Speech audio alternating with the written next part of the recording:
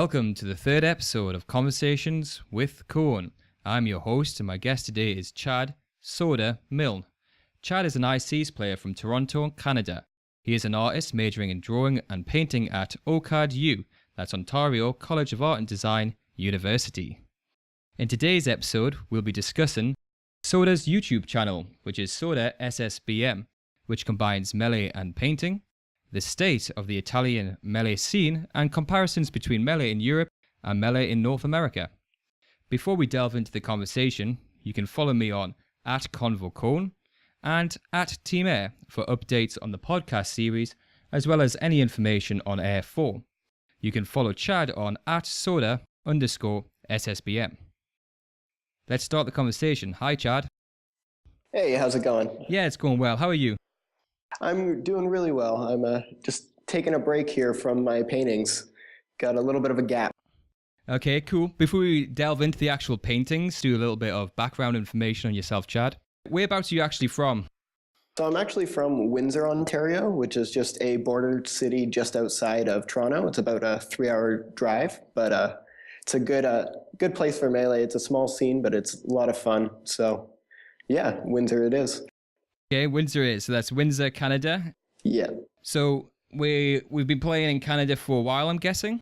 Or are you kind of new to the scene? No, actually, I'm kind of new. I'm just under 2 years, or maybe it might be exactly 2 years for me since I've been to my first event. Okay, so is that postdocs? Yes, that's postdoc. Okay, so I like to categorize our guests into kind of Gen 1 through to Gen 5. So you are officially Gen 4, Generation 4, Gen 4. Gen 4. Gen 4 postdocs kid. Oh yeah. That's me. All right. All right. Okay, so a few other things before we get into the kind of the nitty gritty here. The tag, Soda, where did it come from? So Soda is actually my middle name. It says it on. Really? Yeah, it says it on all my Wow, that's documents. awesome. Yeah, it was my mother's maiden name, and that name was actually originally Italian, but I don't really have a translation or anything. I'm pretty sure it just means soda anyway. So yeah, it's just also a baseball nickname. So it's kind of always been my nickname. What do you mean by baseball nickname? I played baseball for a while as a kid, and sometimes in sports they just assign nicknames, calling people last name. Yeah, I was just wondering if it was kind of something specific to do with baseball, because across in Europe, obviously, we're not as big fans of baseball. So I was just checking I hadn't missed out something there. Okay, No. That's awesome. That's one, a really cool middle name. Thank you. And two, a very cool tag as well. Moving from the tag, is it ICs you mean? Yes, it is. I'm ice climbers through and through. All right, and any particular reason we chose ICs? I think the first time I went to go play friendlies with somebody that wasn't my younger brother, I played Sheik and kept getting bodied, and then I played ICs and kept it even. So I'm like, yeah, ICs are for me. Just immediate success. Ah, there we go. Okay, so fit what you wanted, started doing well with it, thought you'd stay with the ICs. Yeah, exactly. Okay, cool, nice. A little bit of background there then, and I think we should kind of move on into the actual paintings. And for those who haven't checked these out yet, have a look at Soda's YouTube channel, Soda SSBM, where I actually recently caught 2 paintings you've done, which is Home Field Advantage and Big Fish in a Small Pond. Can you just explain to the listeners the idea behind this project? Yeah, of course. So what I'm doing with my project right now is I'm trying to focus on the narratives of Melee, less like not gameplay, but rather the stories of each individual player. So my goal is to kind of capture a moment that represents the narratives and to use my titles that are easily accessible and everyone will know the narratives relating to it. So it's kind of it's kind of simple when it comes down to why they're named what they're named, because you get an immediate idea of what story I'm trying to tell. Yeah, for our listeners, Home Field Advantage is a Wobbles narrative. Yes, it's I mean, obviously as an Ice Climbers player, I'm a fan of Wobbles, but even before that, you kind of hear the idea of Texas Wobbles, and he always seems to perform a little bit better in Texas. So I gathered some stats that back that up, and it kind of just worked out perfectly with the painting that was from Battle of the Five Gods, which was in Texas. Okay, and was there a certain match or a certain set chosen for that actual composition? Yep, it was Wobbles versus West Balls, which was losers quarters, game one. And Wobbles finished the game with a handoff combo that is, it made for a good picture. Let's call it that. I know the match, I know the set. It's super cool. Like it really. So that is the moment you chose to tell Wobbles' basically story, I guess, or part of his story within the Smash community. Yeah, exactly. And it was great. Actually, during the interview, I asked Wobbles if he approved of my choice, and he said yes. He said that was a highlight of it for him. So that was Hell yeah, that's awesome, isn't it? it's quite the feeling. Yeah, of course. So, just from what you just said there, do you not discuss with the actual subject beforehand? So that's actually been changing. The idea was to use Wobbles first because he's kind of a bigger name, and just to kind of get some interest. And my thought process was, if I already have this painting done, he's probably going to be down to do an interview with me. And he probably would have been either way, knowing that he's a nice guy. But Yeah, I've met Wobbles, met him at Beast 6, and he is a very cool, very nice guy. yes, and then so in the future paintings in the second one, I actually have talked with the player beforehand. So it kind of makes I'm kind of experimenting with that. Okay, which I guess what you just said there with Wobbles is you went with Wobbles as he's a big name, and I guess you were trying to create a little bit of attention or engagement with your first painting. And in contrast, the second painting is Big Fish in a Small Pond. Do you want to expand on that one a little? Yeah, of course. So Big Fish in a Small Pond is a painting about Isdar. Oh, I said his name wrong. Sorry there, mate. Isdar. Hey, let's practice that myself and for our listeners as well. Zar. Dzar. D-S-A-R. Yeah, I always pronounce it the other way like yourself did initially. So it's Izzar. Yes, that's it. That's the one. Izzar. Okay. And so he's a Greek player. Yeah. And I met him at a tournament here in Italy. And what I kind of really was attached to is how small the scene was in Greece and how he was the best and he was traveling and he was winning. And just kind of how he's typically a big fish in a small pond, but he's actually breaking away from that. So I kind of wanted to highlight both that he is and isn't within that narrative. So it was I actually really enjoyed that one.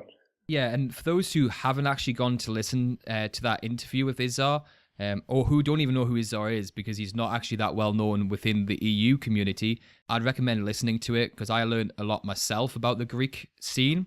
I'd obviously caught a few posts on Reddit about the Greek scene. I'm actually part of the Greek group, but it's not really a scene that we find traveling in Europe very much, and there'll be a lot of listeners who don't know much about Izzar, and I think the choice and the narrative there is very cool. Thank you. Yeah, I got a couple comments when I posted the interview about how a North American player is teaching the EU scene about the EU scene.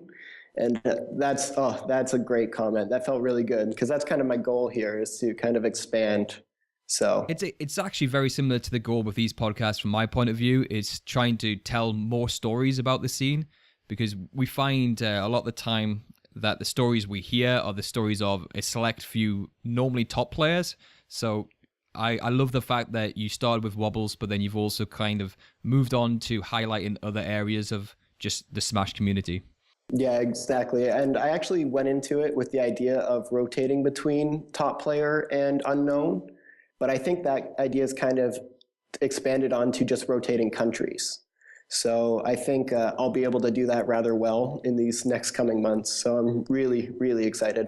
Do you have plans in place for the future? Yeah, I don't want to give away anything that's not confirmed, but the next one will be with EMG Nightmare, who's a Canadian and who's been very helpful. And we're going to talk about community and sub-communities with the Hyenas, which is the group of Canadians that are always yelling in the crowd. So it's going to be good, I hope. Well, put it this way, I don't know a massive amount about that myself. So from my point of view, and I hope for the listeners as well, they're intrigued to tune into that one and obviously look forward to the painting itself.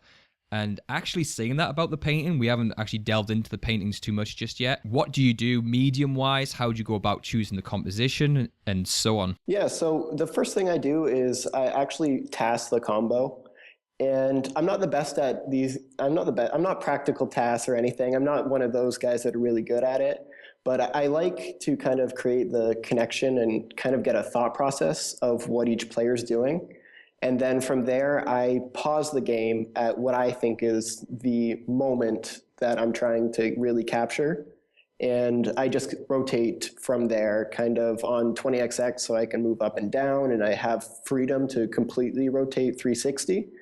I just kind of do that, and I aim for a composition that I like, which is usually going to be looking up towards the main subject matter. Yeah, and when you found that, I guess, perfect image or perfect composition, what are the steps from that point to the actual end of the painting being completed? Yeah, so from there, I actually project the image onto my canvas, which is something I'm new to doing, but I think it helps a lot actually, especially with like Yoshi's story, tiny little details. But so I project it from there, and it's an oil painting, so it's kind of time consuming, and I paint rather thickly.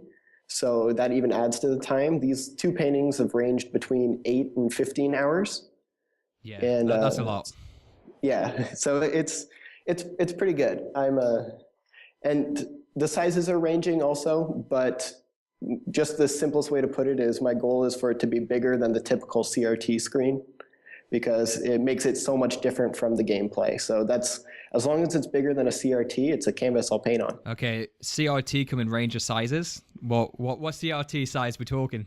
I'm talking the average that you see at these at your locals or your events. Anything bigger than like if my canvas is bigger than 15 inches or bigger than the small portables. Yeah. Yeah, exactly. That's what I want, because I feel like on average you play on the small portables. So yeah, I like that. In terms of this project then, is there a particular end goal or an ambition with it? The end goal would to be having at least 14 paintings. I kind of want to rotate through the most popular characters, and since I'm so attached to the interviews, I want to save some characters for specific people. So the goal is to actually just get all 14 done with the people that I kind of have in mind. I'm guessing you're not going to give us any sort of insights to who those are, Chad. I can give one. I'm looking into the Swedish Luigi Jariden. He's Jariden? Yes, Jariden. Yeah. He's actually from Switzerland. Oh, I said that backwards. My bad. It's okay, dude. It's fine.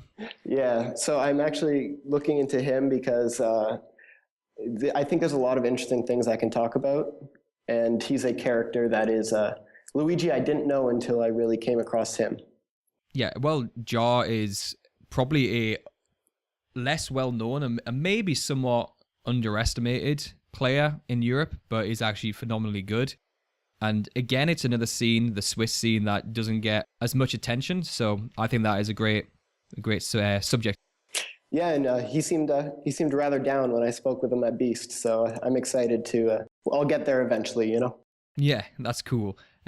Last question about the paintings then, and this actually came from my wife.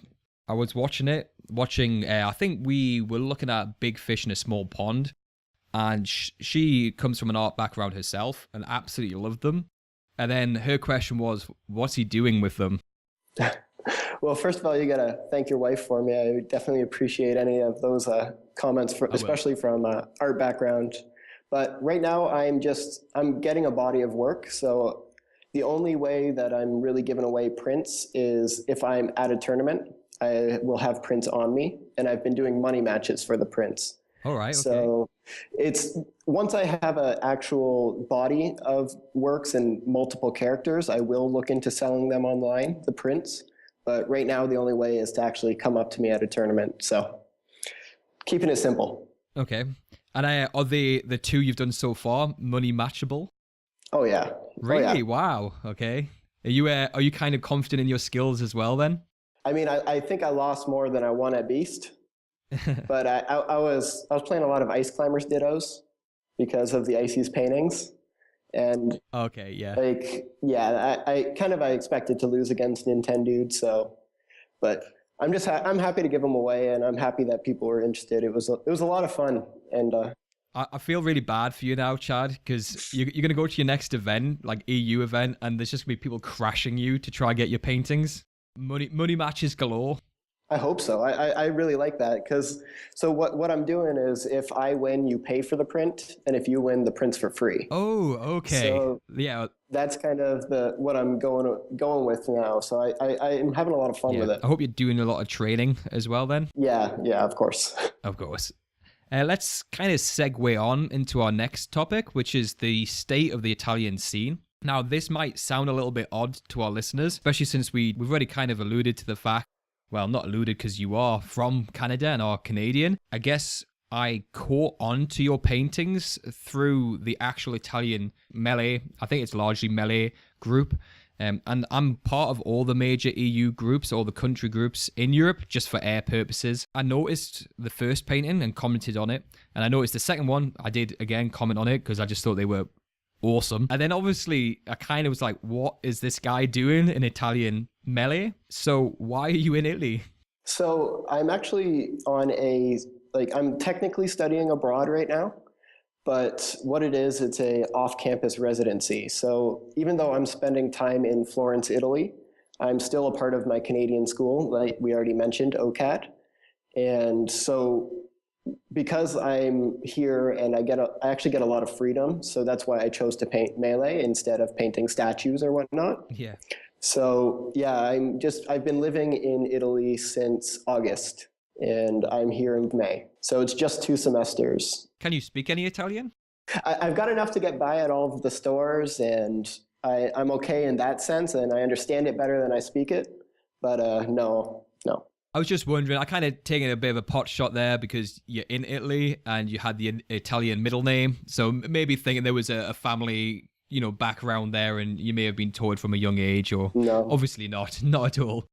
Okay, so since you've been in Italy, obviously you've kind of tried to be part of the Italian melee scene. What is the actual state of Italian Smash? Because it really isn't comparatively to the UK or to Sweden, France, Germany, Netherlands. It isn't a scene we hear very much about even within Europe. So how have you found it? So to sum it up in one word, it's kind of widespread. You've got a bunch of pockets of people that are playing, whether it be here in Florence, there's a few in Milan and Rome. There's everyone's a little bit spread out.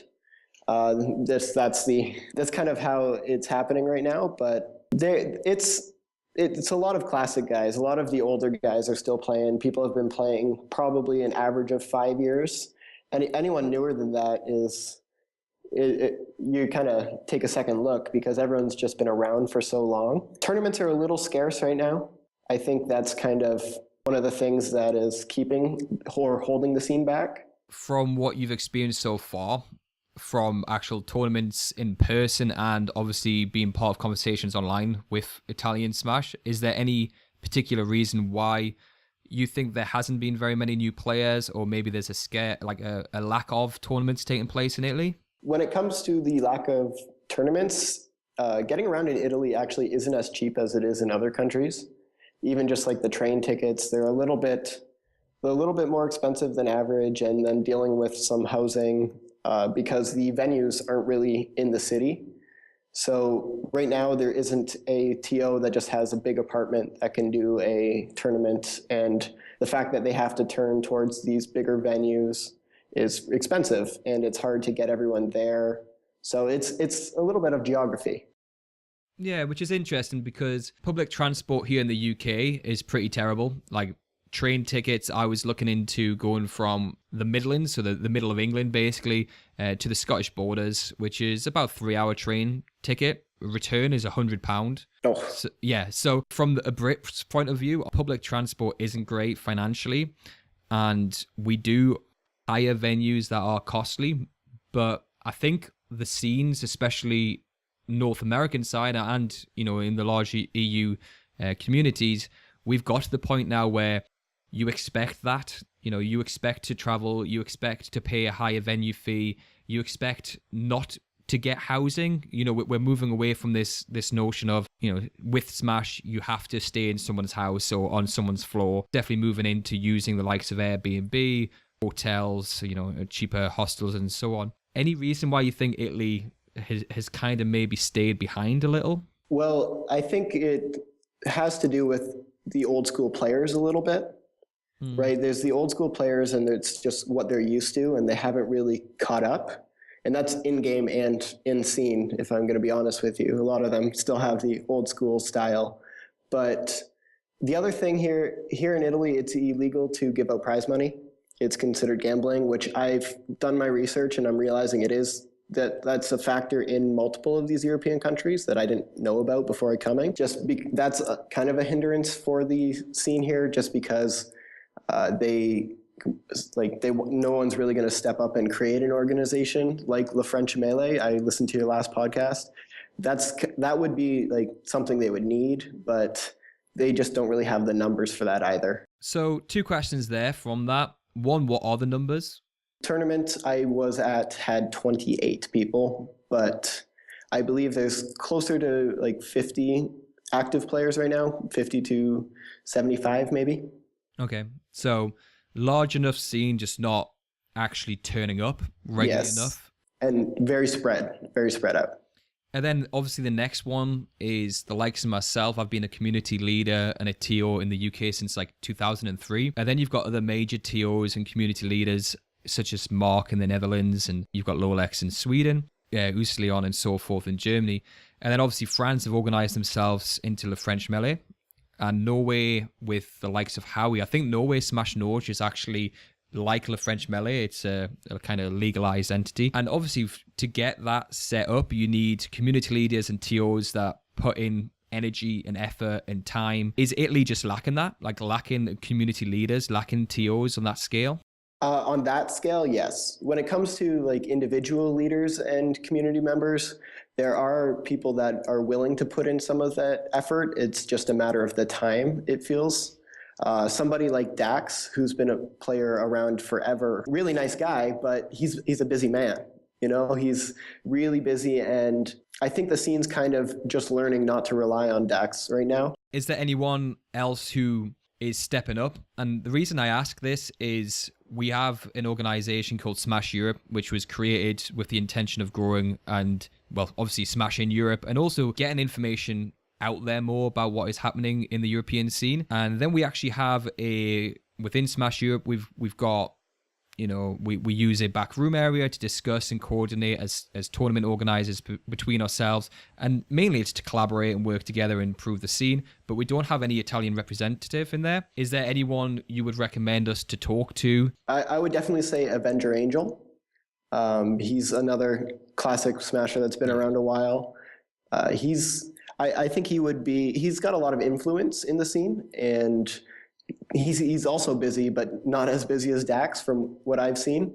So I think Avenger Angel would be able to kind of give a hand. And kind of to plug myself a little bit, I'm actually I'm going to host my own event before I leave. And I'm working with 2 younger players that I'm kind of teaching what I know about TOing. And because I helped run locals in Toronto.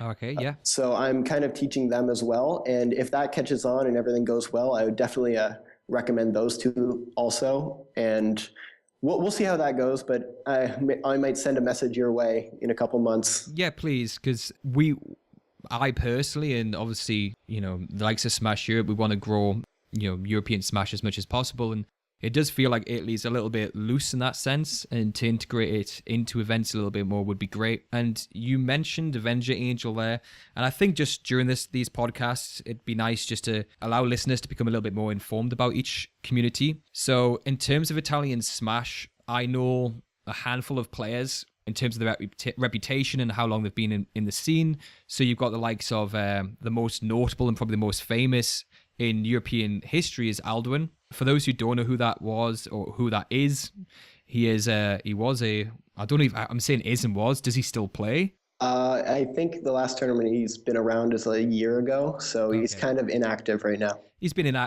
inactive for years. We're talking about a guy who was top 5 in Europe with his Falco back in the day. So Renaissance of Smash 4, which was a tournament hosted by Helios in Sweden.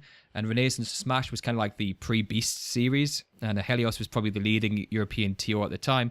I think there was about 132 participants there, and Alduin finished second. And then Beast 2. He finished 5th. So there's no doubt that this guy was kind of top 5, definitely top 10 when he was active. And then other players I know of are the likes of Serrateur. I don't know if I pronounced that correctly. I think so. Or Serrateur, maybe just with a rolled R. I'm not entirely sure either. Oh, nice. See, there's your Italian coming through, Chad. There we go. There we go. And then we've got Avenger Angel, Dax, and Elaine. Yeah. Oh, Alan. I think it's Elaine. I think it's Elaine as well. I met him. He was actually at Beast 6, but he wasn't at the last Beast. So are they still the main Italian players? Obviously, Aldwin's inactive. Are the others active? I think they're still the main players. Everyone that you've listed is active. I haven't personally played with Elaine yet, but I know Elaine's still around. I think Elaine's actually, he crops up a lot in the Swiss scene. So I don't know if I've got a feeling he's actually Swiss, but he comes across the northern Italian events. Possibly. Which is maybe why you haven't caught up with him as much. Yeah. The other one is Overlord, who's been around a really long time. He lives in Rome. He's very enthusiastic about the scene and getting to tournaments. And yeah, I think he housed SFAT when SFAT was doing his European travels a few years back. Because I spoke with SFAT at Beast, and he made sure I said hello to some of these guys. So that was pretty cool. Who is, I guess, current best in Italy, or the kind of top 3? Avenger Angel and Serrateur kind of feel a little bit above the rest. I'd probably put them in their own level of top 2. And then there's guys like Dax. There's a Peach player named Selkie, and that's another tier. And it's very tiered, I feel, right now. What's interesting is that these guys have been around for years. Yeah. And we see them so irregularly that it's very difficult to actually tell how good they are compared to the rest of the scene. And interestingly enough, this is just a side note, is I hosted a tournament back in 2010 called Smash Needs You, which at the time was a large European tournament. And I actually hosted most of these guys at my house, but their English was so poor. And sorry guys, if you're listening now and your English is better, I can't actually remember who stayed, which is awful. There was about 8 of them, and they stayed with us for, I think it was 3 or 4 days. And I would love to actually chat to them now and find out who stayed and, kind of thank them a little bit more for coming. So if any of you guys are listening and you did come and you did stay with myself at Smash Needs You, get in contact. It'd be nice to kind of catch up a little. Other than that, is there any kind of newer players or new blood coming through, or is it still the old guard in Italy? I think there are some newer players that are slowly kind of showing up. There's somebody that I train with. His name is Malekith. That's his nickname, and he's very into the scene, and he's always trying to get better. And then there's a player from Rome named Menega, who is very technical. He's your typical 20xx Fox that Italy doesn't really have. So he already stands out, and I believe he's probably been playing as long as I have, 2 years. But keeping up with the guys after 5 years is pretty impressive. Which is, so a couple of names for us to kind of watch there and see how they develop over the coming years, I guess. I think we've pretty much covered the Italian scene as much as we can. So let's move on, Chad, to our last topic, which is comparison between kind of the European and the North American scenes. I obviously know that you've not been to many European tournaments. What have you actually managed to get to so far? So I've actually just been to the Italian event that I mentioned that was streamed by Leva. That was, or Geeky Goon Squad. That was earlier or late last year. And then I went to Beast this past weekend. So I haven't really been doing or going to too many tournaments. Kind of travel costs. I'm still in school, so of course. But you've made Beast, so Beast gives you a good benchmark because it is one of the leading events in Europe. So the largest Smash event. Although note Lolex, not the largest Melee event. I've always got to get that in there. But you've been to Beast. What have you been to in North America? You mentioned your local Toronto scene. Have you been outside of that? So most of my play has come in Toronto. I went to the 2 majors that were there, EGLX and Gommel. Okay. And then for Gommel's a great benchmark Yeah, as well. exactly. Obviously, yeah. And then I was at like two weeklies a week. I was a busy smasher. So Okay, so if we used Beast then and we used Gommel, yeah. we got two majors, Canadian major and a European major. Any similarities, or I guess let's concentrate on the differences. What would you say the differences are, or kind of like the main, two or three differences between the scenes? So I think a main difference that is actually kind of widespread is the celebrity culture or the pseudo celebrity culture that is in North America. I Do you like no. that or dislike that? No, you don't like I'm it. not too much of a fan of the pseudo celebrity. They're just, these top players are just people. So I definitely noticed a difference at Beast that there were no crowds, and maybe it was different when Mango was there a few years back. I don't know, but seeing the top players just kind of a little bit more relaxed, even just like their demeanors, seeing them around the venue. It's interesting for sure. Yeah. I've never been to a North American tournament, and obviously you've not been to Heir yet. I'm saying yet because I'm hoping we'll see you this summer. But it's definitely something that as a TO I want to avoid. I don't personally like this idea of a celebrity culture around players, and kind of also for the top players themselves. I don't think it can't be particularly nice for them at times. I'd have to talk to a top player, maybe on a podcast, to delve into that a little bit further. But from a TO point of view, I like the idea of everyone being kind of treated fairly and just everyone made a little bit more accommodated and a little bit more relaxed. So why do you think in North America it's got to that point compared to EU? I think just because maybe they're very accessible, the top players, because you see them at every other event. And if you're from like SoCal, you get to see all of your favorite players that got you into the game like all the time. So you're kind of always there and wanting to communicate with them. But then do you think that makes you more comfortable to do it? Yes. Like you think it's okay to go out of your way to ask for an autograph or a photograph and so on? Yes, exactly. And then I feel in Europe, because even though like it's exciting when they come over, you're kind of a little bit more respectful because they're not there all the time and they're not always easily accessible. So you're kind of just like, yeah, he's there. I'm really happy he's here, but I want to make sure I'm respectful and not bothering. So yeah, which is actually a really cool point. It's something I hadn't thought about in that sense. Do you think maybe North Americans are a little bit more brash than we are across here? Yeah, I do. Yeah, maybe. Yeah. Again, I've not been across to North America, but I know that at the likes of Beast and definitely at Heir, a Leffen may turn up or a Marta may turn up, but they're just another person. Like we had Leffen doing karaoke at Heir, which if you're listening to this, dig through the Team Heir Twitter account and you will find clips, mobile phone clips of the likes of Chew and the likes of Leffen with many other people, not just those, main players doing karaoke, but it didn't become a big thing. It wasn't like people were crowding around saying, oh, look at this, Leffen's, singing somewhat well, but yeah, which I like. I like the fact that like players can relax no matter who they are at events here. Are there any other differences, good or bad, between the scenes? Differences, I think, depending on where you're from, or I guess this is actually a similarity, but the average level of skill, I think it's a little bit higher in the big regions in North America, and that's not to say anything bad about the European scene. I definitely, I caught some hands at Beast, but I feel that there's a little bit of a more 20XX culture in the North American scene. So you think the average skill level is higher in the North America? Yeah. Do you agree with that in terms of Canada as well? Yes, I definitely do. At least in Toronto. Montreal is debatable, but I think the Big House 5 crew battle where the Canadian crew stayed even with Europe and also beat NorCal. I mean, that was Kage magic. That's besides the point. But just the fact that they were even with the EU. So I would definitely include Canada in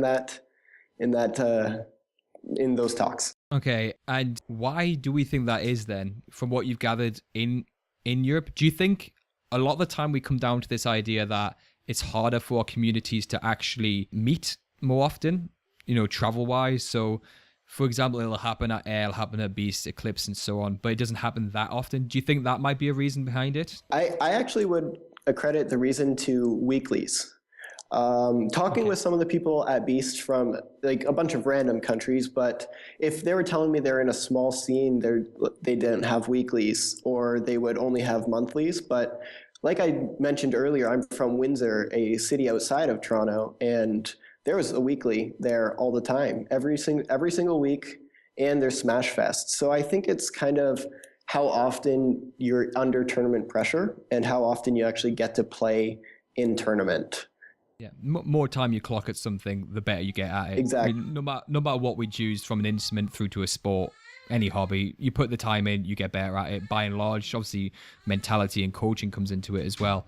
So weeklies and actually more regular, larger events, I guess. Yeah, I it's not to say anything against people's practice or going, like, I'm sure people train just as much here in Europe and people go to Smash Fest, but I think it's the actual tournament pressure that is kind of what separates it.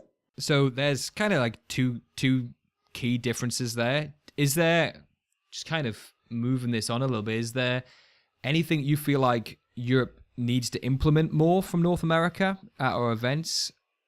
Or vice versa? Is there anything that maybe North America can learn from European events other than what we've already mentioned? And if there's nothing else, we can kind of shift on. Yeah, I mean, I'll plug weeklies again, but in terms of learning from each other, I think some of the branding, they can probably collaborate a little bit more. I know Beast the trailer came out at, I believe it was Genesis 3, the first time the Beast trailer came, and I think that was really great, and I hope we can see more of that and just kind of see that we're really working off each other when it comes to advertising. Yeah.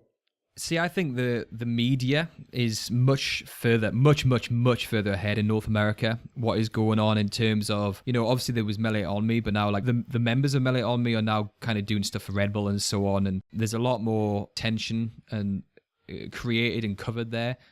And we don't really have that in Europe.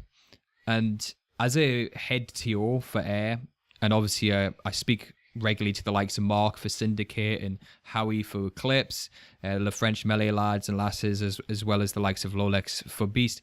And there's definitely very, very little collaboration between North America and Europe. So where the probably North American TOs probably collaborate, there's no collaboration between European TOs and our events and America. Like the example you've given of the trailer is probably the only one that I could name off the top of my head. Just to add to that a little bit also, at some of the bigger events, I know, for example, at Beast, there was a little bit of issues with what was off stream.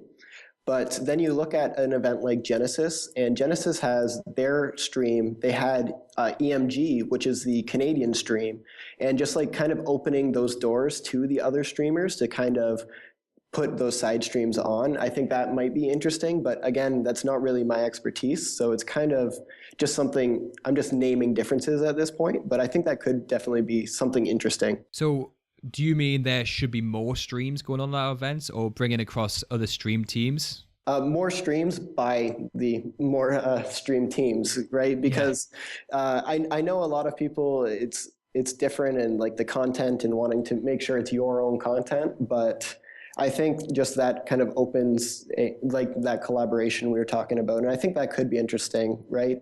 I don't want to go into examples because I don't want to step onto anyone's toes, but it's, you never know, right? It could be really cool. I think any idea in terms of trying to get the two scenes and the two continents kind of working together more is something that we should definitely kind of pursue.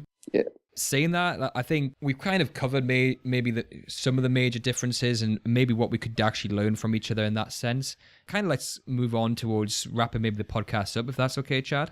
Of course. A couple of things just to kind of close with, which is now that I know you're in Italy, this is kind of like my own little bugbear. Every year at Heir, Heir 2 and Heir 3, we're doing it again at Heir 4, which is the 17th to the 21st of August this year, is we do international crews, double elimination in national crews, 16 team bracket. this isn't done at any other event. Like, even the majors in America, it's never DE. So we put a massive amount of time and importance on this competition. And last year we had 15 countries, so nearly a full bracket. I've yet to have Italy compete.